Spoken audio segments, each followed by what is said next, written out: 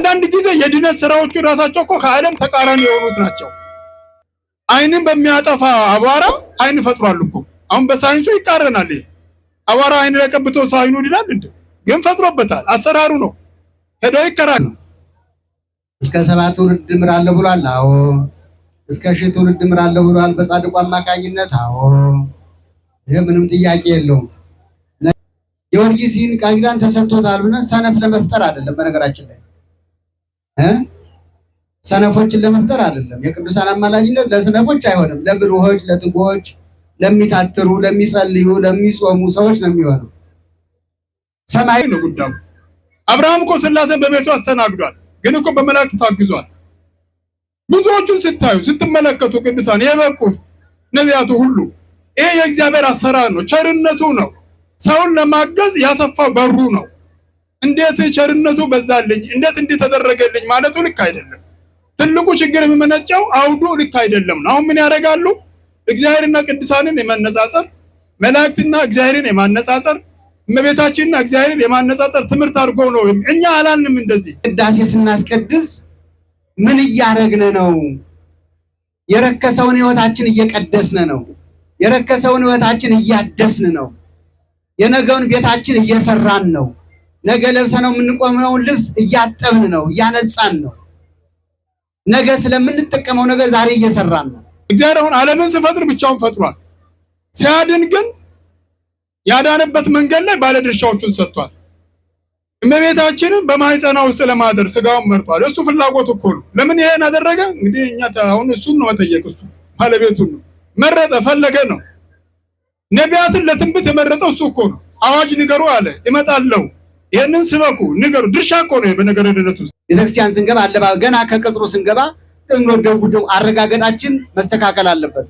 ቆጥረን መረገጥ አለብን።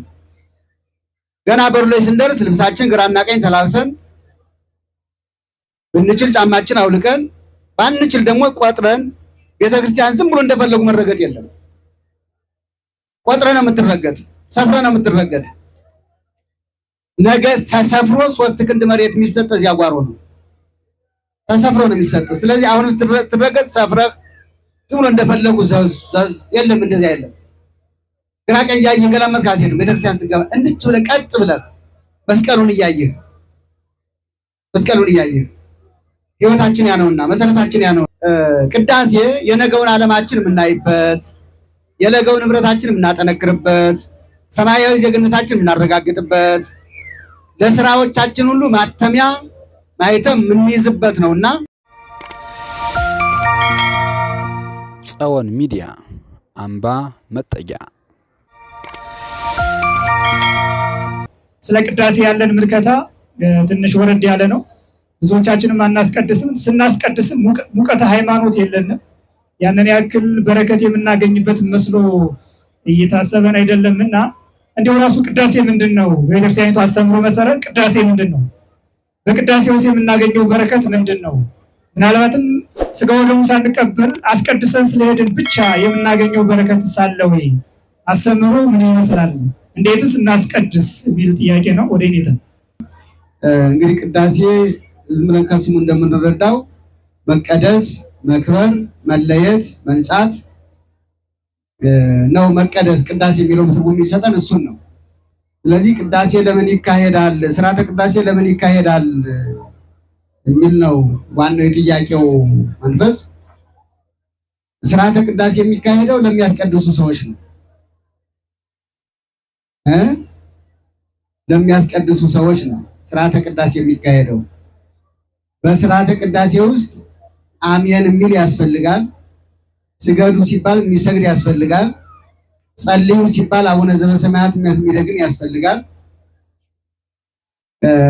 የቅዳሴ እንትን ዋናው ይሄ ነው። ከዚያ ቀጥሎ በቅዳሴ ጊዜ ምንድነው ከቅዳሴው ጋር ተያይዞ ያለው? መብል መጠጥ አለ፣ ስጋው ደግሞ አለ። አሁን የኛ ቤተክርስቲያን አንዱ ትልቁ ፈተናዋም ችግሯም ስጋውን ደሙን የሚቀበሉ በሌሉበት ምዕመናን ሁልጊዜ ማዕድ ይዘረጋል። መለኮታዊ ማዕድ፣ አምላካዊ ማዕድ ይዘረጋል፣ ይቀርባል፣ ይዘጋጃል። ማዕዱን የሚካፈሉ ሰዎች የሉም። ማዕዱን የሚካፈሉት እነዚያው የሚቀድሱት፣ የሚያከብሩት፣ የሚለውጡት ካህናቱ ናቸው።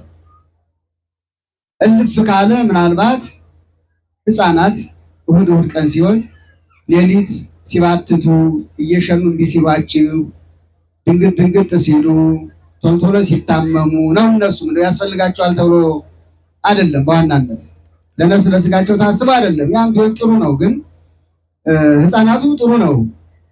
ለክርስቶስ ማረፊያ ይመቻሉ፣ ንጹሐን ናቸውና።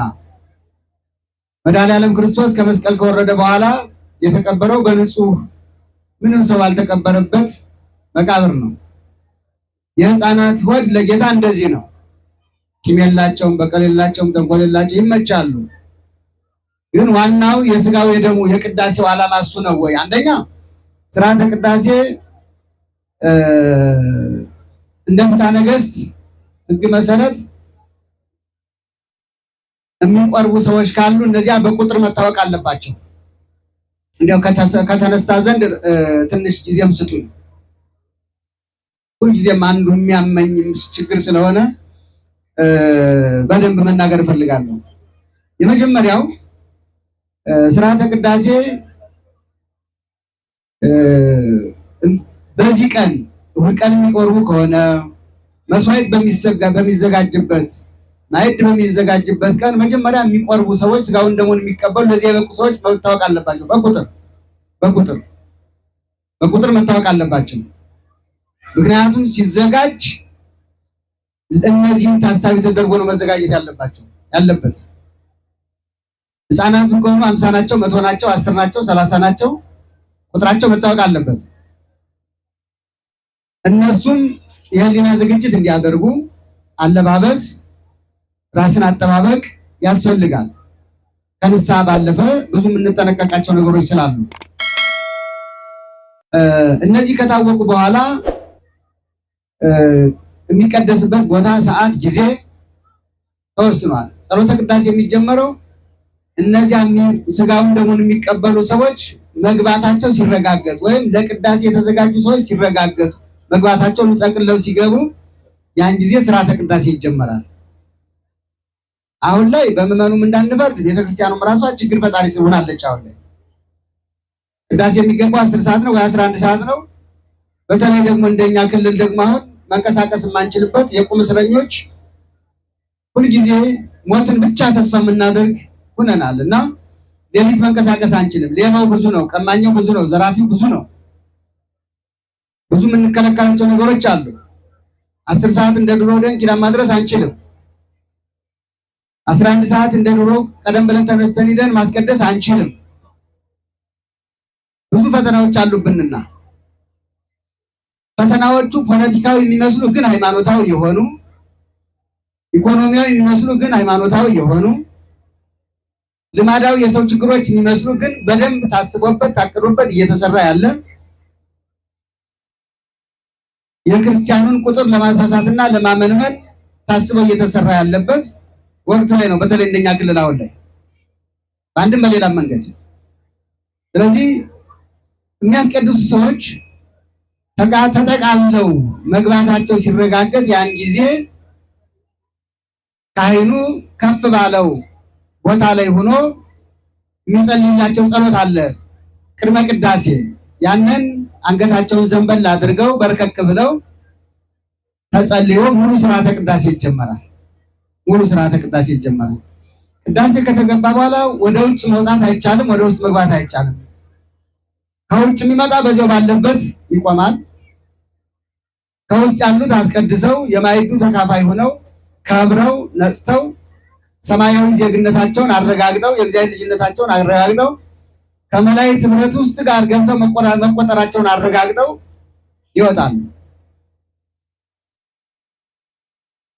ስለዚህ ቤተክርስቲያኒቱ እነዚህ ነገሮች ማስተካከል፣ እኛ ወደ ጸሎተ ቅዳሴ ስንሄድ ሙሉ ገላችን የሚሸፍን ልብስ አንዳንድ ጊዜ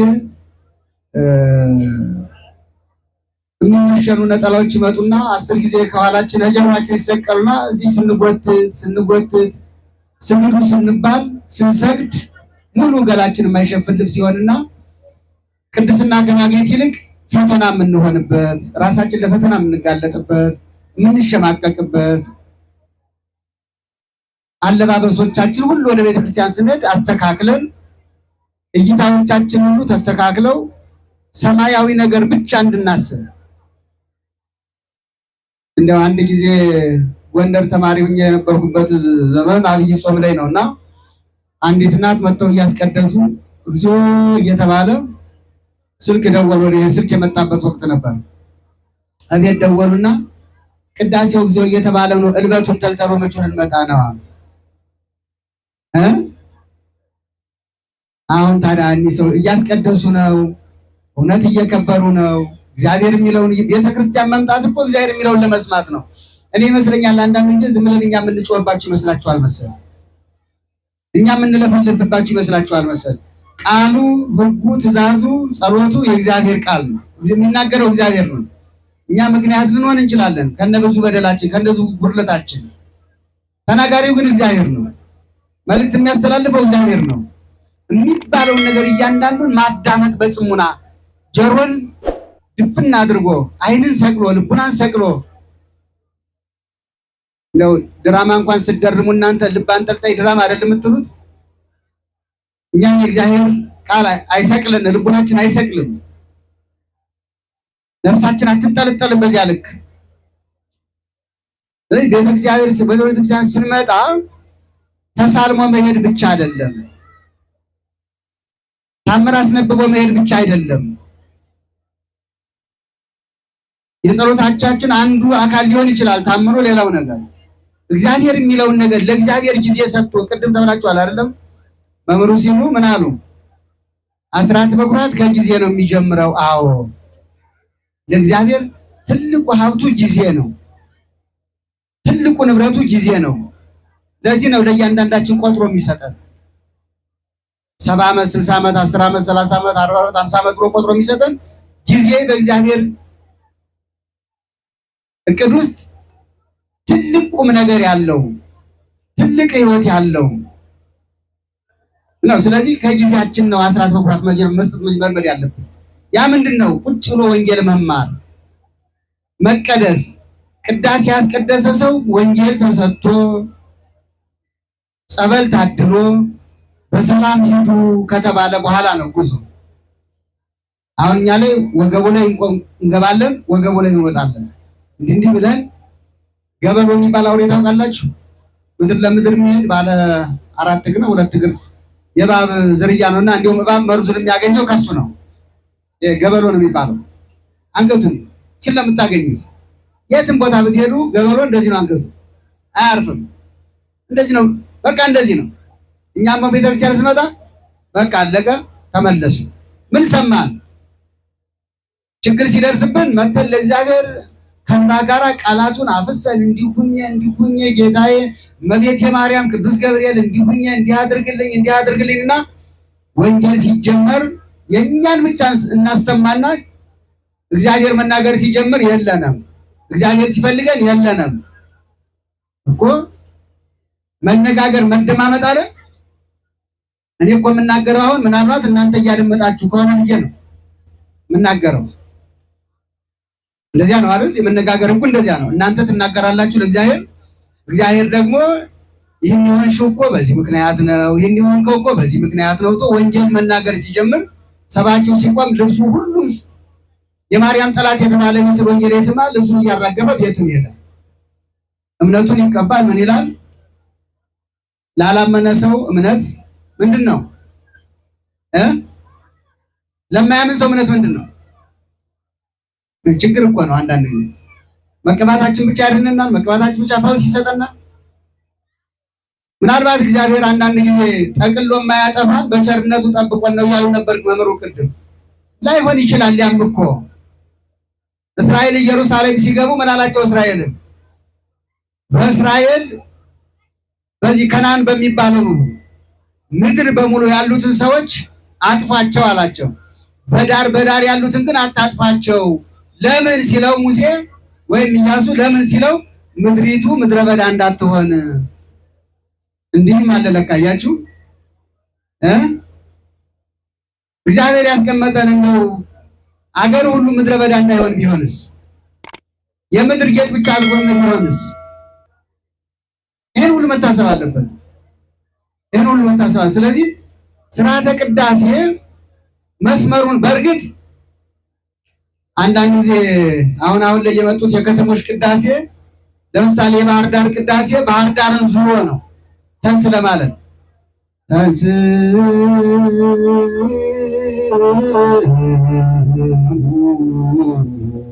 ለጸሎት ይሄ መደበኛው አጫጫ ነው፣ በምልክት ነው።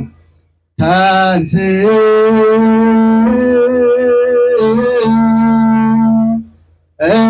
ያለ እሱን ድክም ሲለው ብቻ ነው የሚመለሰው። አያችሁ፣ ባህር ዳር ዙሮ ማለት ነው። ባህር ዳር ዙሮ እና በቀደም አንድ ካህን እዚያ የኛ የደብረ አባይ ጋር እያወሩ ነበር። ብፁዕ አቡነ በርናባስ በረከታቸው ይደርብንና አብሬ ገብቼ ነው አለ ዲያቆኑ ነው እሱ እንደዚህ ምልክት የሌለው ጾስ ሲጫለ ቅዳሴው ቀድሶ ሲያበቃ ና ና ና አሉና ጀሮዬን ይዘው አለ ባህር ዳሩን ዝራ አትቀድስ አሉኝ አለ። አያችሁት? ለምን መሰላችሁ? ለምን መሰላችሁ? ቅዳሴው በረዘመ ቁጥር መስዋዕቱ የሚያጎለው ነገር አለ። የሚያጎለው ነገር አለ። የተፈቀደለት ሰዓት አለ።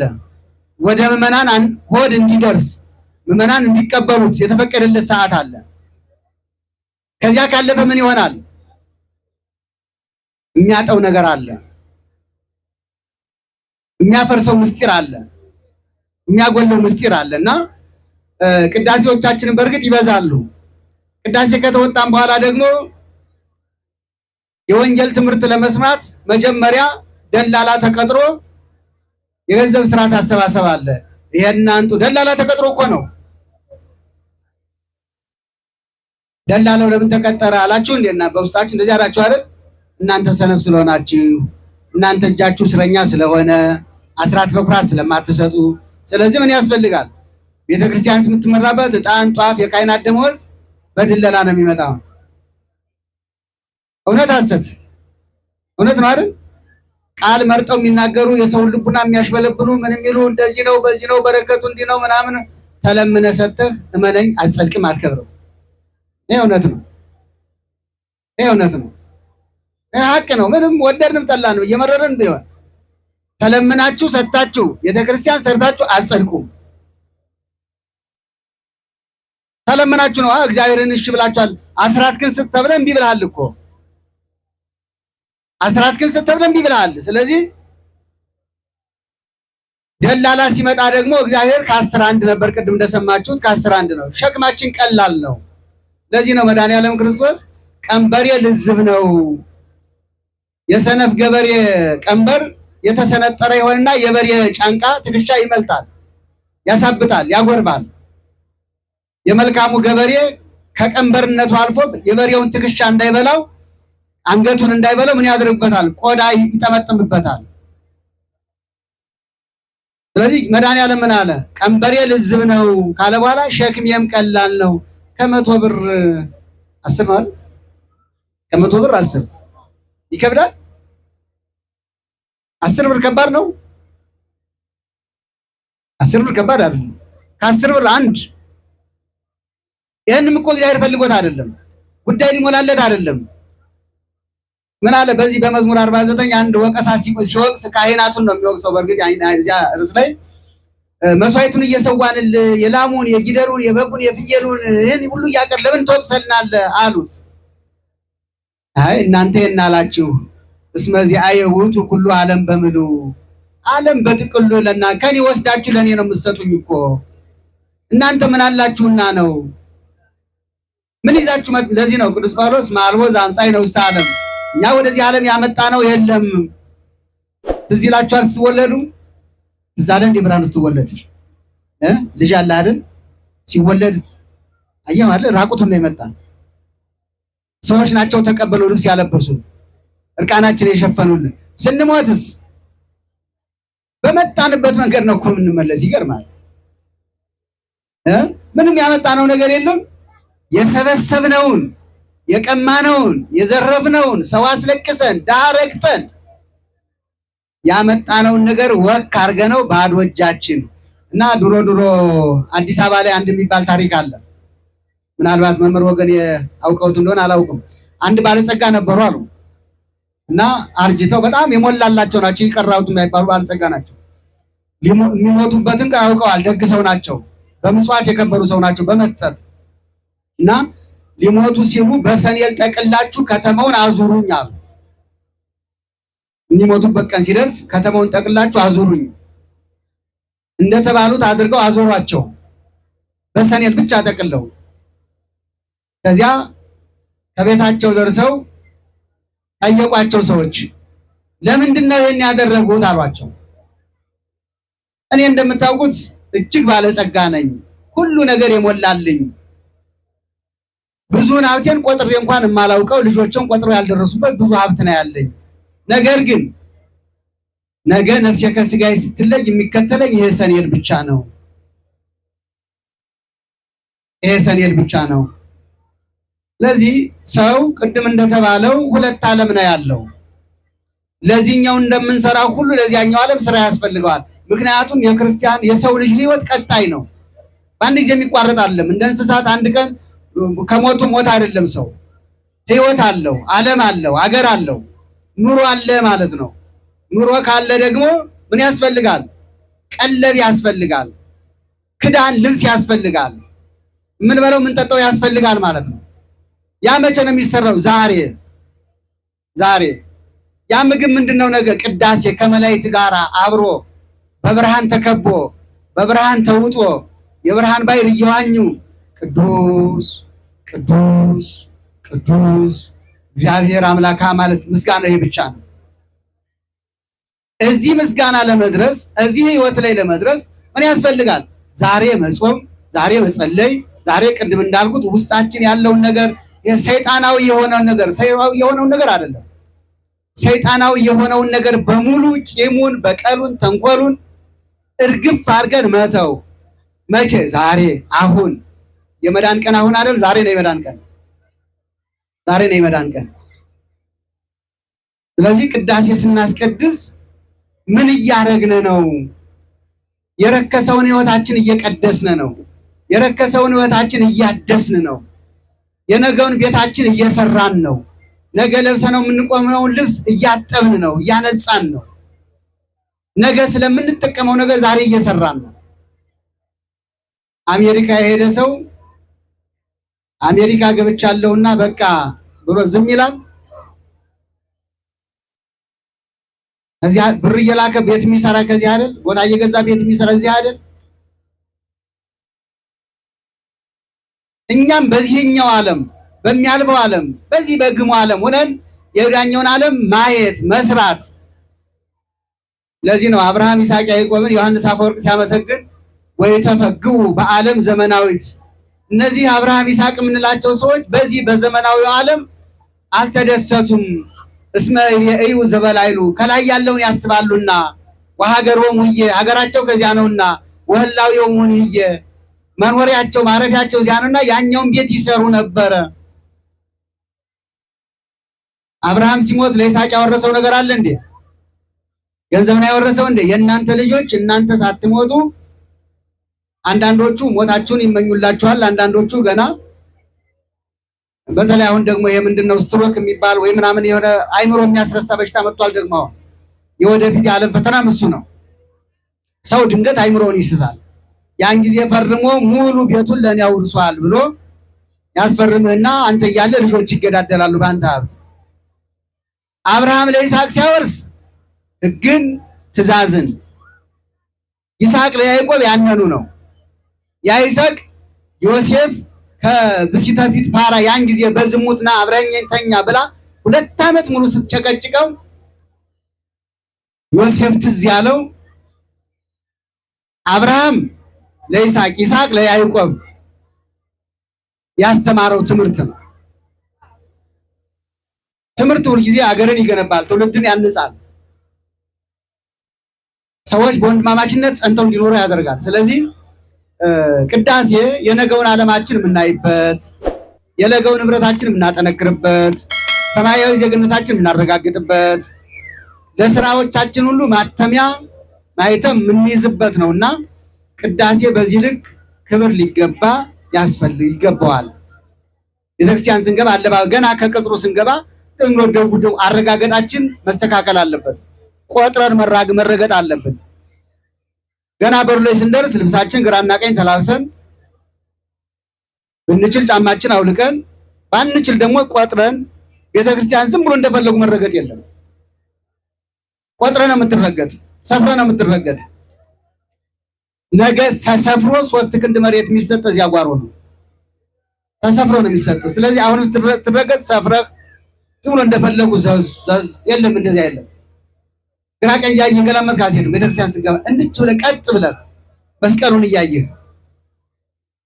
እያየህ ህይወታችን ያነውና መሰረታችን ያነውና ቅዳሴ በዚህ ልክ ሊከበር ይገባዋል የሚል ሐሳብ አለኝ። እንዳጠቃላይ በዚህ ልክ እግዚአብሔርን ስናከብረው ነው የምንከብረው። ገንዘብ በመስጠት የሆነ ነገር በማድረግ ብዙ ያን ያህል ክብር አይደለም። አባቶቻችን የከበሩት ለእግዚአብሔር ክብር በመስጠት ነው። እግዚአብሔር ያከበረውን አፈሩን አክብረው፣ ልብሰ ተክህኖን አክብረው፣ መስቀሉን አክብረው ለእግዚአብሔር ክብር ስለሰጡ አከበራቸው፣ ቀደሳቸው፣ ወደዳቸው፣ ማረፊያ ማደሪያ አደረጋቸውና ቅዳሴ ዓላማው ያ ነው ማለት ነው በትንሹ። አንዳንድ ጊዜ ከዚህ ከቅዱሳን ቃል ኪዳን ጋር ተያይዞ አንዳንድ ሰዎች ምናልባትም ያንን ያክል ትሩፋት ሃይማኖት ምግባር ሳይኖራቸው ቅዱሱን ብቻ በመተማመን 10 ትውልድ 15 ትውልድ እስከ 50 ትውልድ ቃል ኪዳን አለውና በሱ ቃል ኪዳን ብቻ እድናለሁ ብሎ የሚያስቡ ሰዎችን ጭምራሉና የቅዱሳን ቃል ኪዳን ከነገረ ድነት አንጻር ያለው ግንኙነት ምን ይመስላል? ቤተክርስቲያኑ አስተምሮ እንዴት ይታያል? እንዴት ነው ወደ ጌታ? እሺ እግዚአብሔር ይስጥልን። አሌውታ አሰማልን ለኔታ በጣም መሰረታዊ ነገር ስላነሱ ማለት ነው። ምናልባት አንዳንድ ጊዜ እንደዚህ አይነት ጉዞዎች ሲደረጉ ቢያንስ አንድ ነገር እንደ ስንቅ ይዘን መር ስላለብን ነውና የቅዳሴን ጉዳይ በተማርነው ልክ ሁላችንም ስራ ላይ እንድናውል እግዚአብሔር ይርዳን ነው የምለው። በተረፈ ግን ነገረ ቅዱሳንን በተመለከተ ቃል ኪዳናቸው፣ ቅድስናቸው፣ አማላጅነታቸው በተመለከተ የመጀመሪያው ነገር መነሻ ነገሩን ነው የምናየው። ይሄ አስተምሮ ስለሆነ አስተምሮ ነው፣ ቤተክርስቲያኒቱ አስተምሮ ነው። ችግሮቹ ጥያቄዎቹ ራሳቸው ከየት ይመነጫሉ? የጥያቄውስ ባለቤት በእውነት ኦርቶዶክሳውያን ናቸው አይደሉም? እሱ ነው መዳኘት አለበት በራሱ። አንዳንድ ጊዜ ደግሞ የሌሎችንም ጥያቄ አድርገን አምጥተን ይሁን በዛ ልክ ማየት። በተረፈ ግን ነገሮችን መረዳቱም በግድ ስለሚያስፈልግ ማለት ነው እና የነገረ ቅዱሳንን ነገር ለማወቅ መጀመሪያ ነገረ ሃይማኖትን መረዳት ያስፈልጋል። የነገረ ሃይማኖትን ነገር ለመረዳት ደግሞ ነገረ እግዚአብሔርን ማወቅ ግድ ነው። እግዚአብሔር ማን ነው? አሉት እግዚአብሔር። ከዛ ነው ነገሮች የሚጀምሩት። እግዚአብሔር አለ፣ አኗኗሩ እንዴት ነው? የአንድነቱ የሶስትነቱን ጉዳይ። ከዛ በኋላ ፍጥረትን ለምን ፈጠረ? ከፈጠረ በኋላ እንዴት ነው ያኖረው? እነዚህ ጥያቄዎች ወደ ኋላ ሄዳችሁ ብታዩ ጥሩ ነው፣ መነሻ ስለሆኑ ማለት ነው። እነዚህ ነገሮች እግዚአብሔር በባህሪው ሁሉን ቻይ ነው፣ ሁሉን አድራጊ ነው። የሚጎለው ነገር የለም። ከሌላው አካል የሚፈልገው ነገር የለም። አጋዥም አይፈልግም። እሱ ሰጪ ነው፣ ስሰጥም አይጎልበትም። እነዚህ ባህሪያት እግዚአብሔር በጣም መረዳት አለብን። ለምን? የዚህ ጥያቄ ምንጭ የሆኑ ሰዎች ይሄን ጉዳይ ስለሚስቱ ቤተክርስቲያኒቷ ከምታስተምረው አውድ ውጪ ስለሆነ ጉዳዩን የሚረዱበት። እኔ የለበስኩት ልብስ ጥቁር ሆኖ ሳለ አይደለም ነጭ ነው በግድመን ነው ነገርየው መስለው እንጂ የቤተክርስቲያኒቷ አስተምሮና ጥያቄው የምነሳበት አውድ በራሱ በምንም አይገናኝም። የአንድ በቤተክርስቲያኒቷ አማኝ ደግሞ ማወቅ አለበት የኢትዮጵያ ኦርቶዶክስ ተዋሕዶ ቤተክርስቲያን ነገረ ሃይማኖት ላይ ያላት አስተምሮ ምን ይመስላል ብለው ነገር ነውና አፈጣጠሩ ቅድም እንዳልኳችሁ የእግዚአብሔርን ሀልዎት አንድነቱን ሶስትነቱን ሰው ካወቀ በኋላ ፍጥረታትን እግዚአብሔር ለምን ፈጠረ ሲባል ከቸርነቱ ለማካፈል ነው። በመሰረቱ ከፍጥረት ለእግዚአብሔር የሚጨመርለት ነገር ኖሮ አይደለም። ምንም ያነሰበት ነገር የለማ። ግን ቸርነቱን ለመስጠት መላእክቱን ፈጥሯል፣ ሰውን ፈጥሯል ዘላለም ያርጉ። ሌሎቹ ደግሞ የነዚህ አጋዥና የሱም መኖር አመልካች አድርጎ ነው የፈጠራቸው። በመካከል ግን የመጡ ስብራቶችን ነው የምናየው። እንግዲህ ይህንን ካደረገ በኋላ የሰውንም አኗኗር መዝኖ ለክቶ ሰጥቶታል። ይሄን አትብላ፣ በዚህ ኑር፣ በዚህ ሂድ፣ ከሺህ ዘመን በኋላ እንዲህ ትታደሳለህ፣ ከዛ በኋላ በዘላለም ለገነት ትኖራለህ ብሎታል። አሁን ለሁሉም ነገር መነሻ የሆነው ጉለት አሁን ምድር ላይም አንዳንድ ጥያቄዎች ታችም አይቻለው ከዚህ ጋር የሚሄዱ ስለሆነ ነው። በነገረ ድነቱ ዙሪያ ጠቅለል አድርገን እንሰብስባቸውና በምድር ላይ የምናየው መከራም ችግርም ፈተናም ሁሉም ነገር ለምን መጣ ለምን ያደረሰባል? ምድር እግዚአብሔር ምርጫ አይደለችም። እኛንን መርጠና መጣ ነው። መቼ ሰጠን? እሱ እዛ ኖሮ አለ አልፈልግም ነው እኮ ሰይጣን ይሄን አድርጉ እግዚአብሔርን አድርጉ ትክክል እኮ ነው። እኩል ለጥቶሉ ጥያቄዎቹ አይ እግዚአብሔር አትብሉ ሰይጣን ብሉ ነው። ሌላ ምን ልዩነት አለ? አንተን አንሰማም ይኸው ሰይጣንን ሰምተናል። ከዛ በኋላ ይሄኛው የመከራ ጉዳይ መጣ ማለት ነው። ከዚህ ጋር ተያይዞ ጉስቁልናው የሰው ልጅ መራቆት ከእግዚአብሔር ጋር መለያየት ጸቡ ከመላእክት ከሰማያውያን ከቅዱሳን እነዚህ የጸጋ መገፈፍ የመራቆት የባህሪ መጎስቆል ደካማ የነበረ ነገር በሰው ላይ የመሰልጠን እነዚህ ነገሮች ሁሉ የሰው ልጅ ላይ ተከሰቱ። ከዚህ እንዴት ይውጣ ነው እንግዲህ ከዚህ እንዴት የሰው ልጅ ይውጣ ሲባል ለመጀመሪያ አዋጅ ነው እንግዲህ ቃል ኪዳን የገባው እግዚአብሔር ራሱ ባለቤት ነው። 5500 ዘመን ሲፈጸም ከልጅ ልጅ ተወልጄ በመስቀል ላይ ተሰቅዬ ስጋዬን ቆርጬ ደሜን አፍስሼ አድንሃለሁ ነው። እነዚህ የድነት መንገዶችን የተጓዘበትን ነገር ስናይ በመሰረቱ ቤተክርስቲያኒቷ የምታደርገው ምን መሰላችሁ? ሁሉም የኢትዮጵያ ኦርቶዶክስ ተዋሕዶ ቤተክርስቲያን ተግባራት እግዚአብሔር ያለውን ነው የምታደርገው። አሁን ሰውን ወይስ እግዚአብሔርን እንስማ ነው ጉዳዩ። በመጽሐፍት ላይ ባለቤቱ የተናገረውን በሙሉ ስራ ላይ እናውላለን እኛ ቋንቋዎቹ ሳይቀር ድርጊቶቹ ሳይቀር ሂደቶቹ ሳይቀር። እግዚአብሔር አሁን ዓለምን ሲፈጥር ብቻውን ፈጥሯል። ሲያድን ግን ያዳነበት መንገድ ላይ ባለድርሻዎቹን ሰጥቷል። እመቤታችንን በማህፀኗ ውስጥ ለማደር ስጋውን መርጧል። እሱ ፍላጎት እኮ ነው። ለምን ይሄን አደረገ? እንግዲህ እኛ አሁን እሱን ነው መጠየቅ። እሱ ባለቤቱን ነው መረጠ፣ ፈለገ ነው። ነቢያትን ለትንቢት የመረጠው እሱ እኮ ነው። አዋጅ ንገሩ አለ፣ እመጣለሁ፣ ይሄንን ስበኩ ንገሩ። ድርሻ እኮ ነው። በነገረ ድነት ውስጥ ድርሻ ነው። እንዲህ አድርጉ ነው። በብሉይ ኪዳንም እንኳን ሰዎች ቅድም እንዳልኩት ጎስቁለው ባህሪያቸው ጸጋቸው ሞተው ያን ነገር እንኳን ቢያጡ እግዚአብሔር በረድኤት ረድኤተ እግዚአብሔር ትድግና የሚባለው ነገር ድነቱ ሳይሆን አልተለያቸው እገዛ ነበሩ። በመሰረቱ በነገር ቅዱሳን በመላእክት ላይ እገዛ የተደረገላቸው ሰዎች ራሱ የሚያውቅ ሰው ይሄን ጥያቄ አያነሳም። ሙሴ ባህር ከፍሏል። ቅድም ሲያስተምሩ ነበር። ወደ ሲና ተራራ ወጥቷል። እግዚአብሔርን አናግሯል። ግን እኮ በመላእክት እኮ ታግዟል። እንበልጣለን ወይ ነው ጉዳዩ። አብርሃም እኮ ሥላሴን በቤቱ አስተናግዷል። ግን እኮ በመላእክት ታግዟል።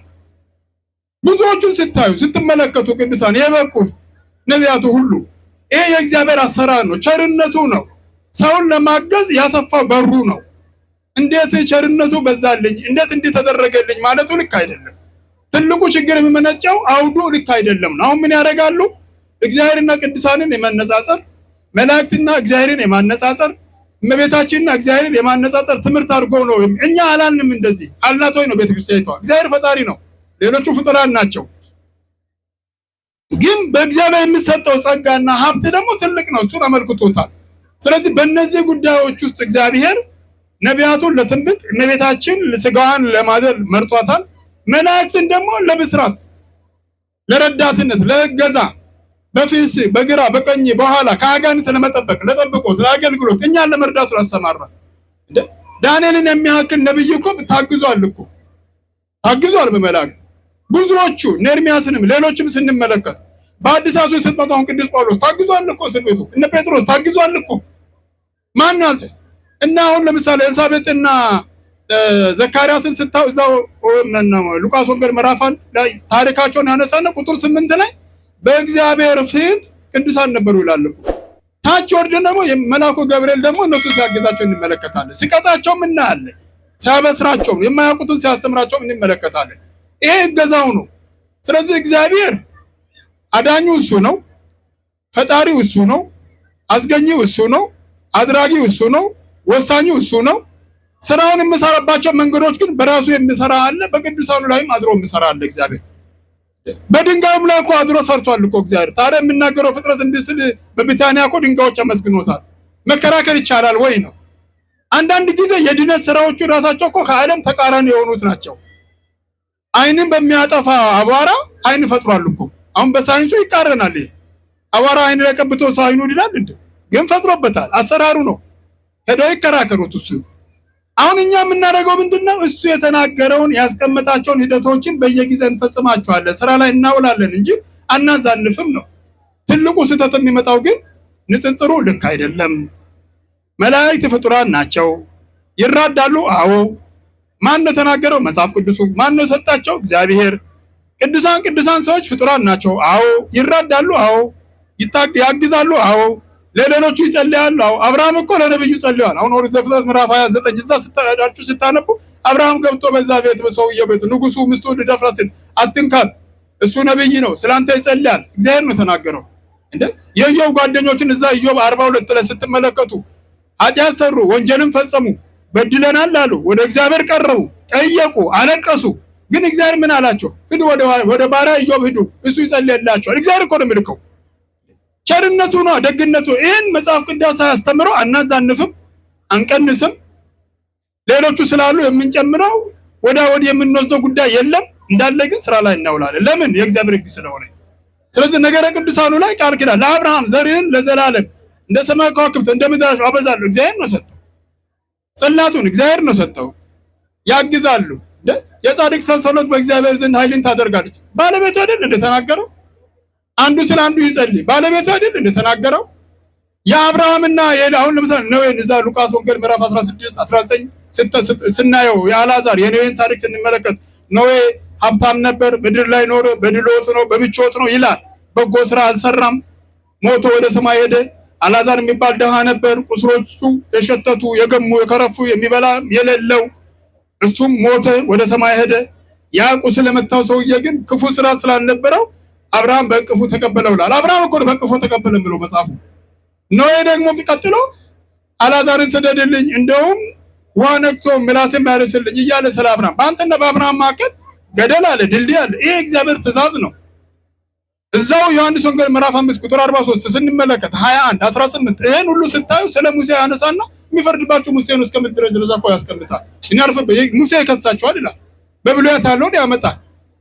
በሌሎቹ በተቀመጡት ነገሮች እንደዚህ ናቸውና ጉዳዩ የንጽጽር አይደለም፣ የእግዚአብሔር ቸርነት ነው። ስለዚህ እግዚአብሔር በነገረ ድነቱ ውስጥ እሱ ባለቤቱ አዳኝ፣ ነቢያቱ አዋጅ ነጋሪ፣ መላእክቱ አብሳሪ፣ እመቤታችን ደግሞ ማህደር ማህፀን ከተማ ነፍሷም ስጋር የሚዋሃድ በዛ በቅድስና አበጅቶት በዚህ መልኩ የሰው ልጅ አድኖታል። ይሄ ከማን ነው ተሰጠው? ከእግዚአብሔር ነው። እና በዚህ መልኩ ነው ነገረ ቅዱሳንን መረዳት አለብን ነው ጥቅልል። እዚህ ቅዱሳን አማላጅነት ለሚለው ላይ ትንሽ ነገር እዚያው ሊጨምር። እንግዲህ የቅዱሳን አማላጅነት እሱም ብቻ ተስፋ አድርጎ መዳን ይቻላል ወይ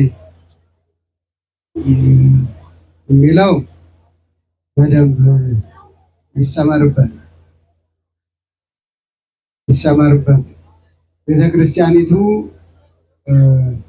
ገድለ ሰማዕታት፣ ገድለ ባሕታውያን፣ ገድለ ሐዋርያት የተሰጣቸውን ጸጋ ሀብት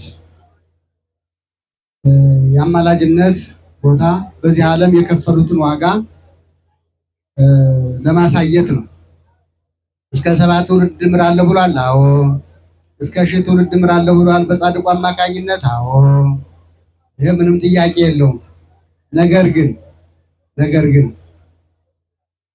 ቅዱሳን ይህን ቃል ኪዳን ለምንድን ነው ምን ያደርግላቸዋል? እነዚህ ሰዎች ሰርተው አልፈዋል። አሁን በህይወት የሉም ማለት በህይወተ ስጋ በዚህ ምድር ማለት ነው። በዚያኛው ዓለም ነግሰዋል። ከፀሐይ 7 እጅ በርተዋል። አሁን ሀገራቸውን ዋጋቸውን አግኝተዋል። ነገር ግን ይህን ክርስቶስ ከሞቱ በኋላ ይህን ለምንድን ነው የሰጣቸው? የመጀመሪያው እኛ ስለምናሳዝነው፣ ሌላ ነገር አለ። ለነሱ ምንም የሚጨመር ነገር የለም። እኛ ስለምናሳዝነው፣ እኛ እንድን ዘንድ የመዳን መንገዳችን ያሰፋልን ዘንድ በአንድም በሌላም መንገድ ከእግዚአብሔር መንግስት እንዳንወጣ ስለምናሳዝነው የአባትነት ፍቅሩ አስገድዶት የአምላክነት ፍቅሩ አስገድዶት ጌትነቱ አራርቶለት ይህን ቃል ኪዳን ሰጥቷል። ቤተክርስቲያኒቱ ሲሄን የምታስተምር ለምንድን ነው? ስለ ሰማዕታት ስናስተምር ጊዮርጊስ ይህን ቃል ኪዳን ተሰጥቶታል ብለን ሰነፍ ለመፍጠር አይደለም። በነገራችን ላይ ሰነፎችን ለመፍጠር አይደለም። የቅዱሳን አማላጅነት ለሰነፎች አይሆንም። ለብሩሆች፣ ለትጉዎች፣ ለሚታትሩ፣ ለሚጸልዩ፣ ለሚጾሙ ሰዎች ነው የሚሆነው። ሰማዕታትን ለመፍጠር ነው። ለምሳሌ መንግስት የሆነ እንደሆነ ምን ያደርጋል? ወታደር ያሰለጥናል አይደል? ምን እንዲሆንለት? ወታደር የሚሞቱትን ወታደሮች እንዲተካ፣ ሀገር በጠላት እንዳይበጠበጥ እንዳይታመስ ምን ያደርጋል? ወታደር ሲሞት ወታደር ሰልጥኖ ይተካል። ቤተክርስቲያኒቱ ደግሞ ለእኔና ለእናንተ ሃይማኖታችን ጠብቀን ልካችን አውቀን መስመራችን ለይተን እንኖር ዘንድ የሚመጡ ፈተናዎች ሁሉ እንዳያንገዳግዱን እንዳይጥሉን ጊዜያዊ ማይበልና ጎርፍ እንዳይወስደን ምን ታስተምራለች? የሰማዕታትን ሕይወት ታስተምራለች። ሰማዕትነት ምንድን ነው? በእሳት ውስጥ ቁሞ መመስከር፣ ከሚባላ አፉን ከከፈተ አንበሳ ፊት ቁሞ ሃይማኖትን መመስከር፣ ስልጣን ያሰከራቸው ነገስታት ሰይፍ መዘው ባሉበት አደባባይ እንገላለን ካሁን ብለው በሚያስፈራሩበት አደባባይ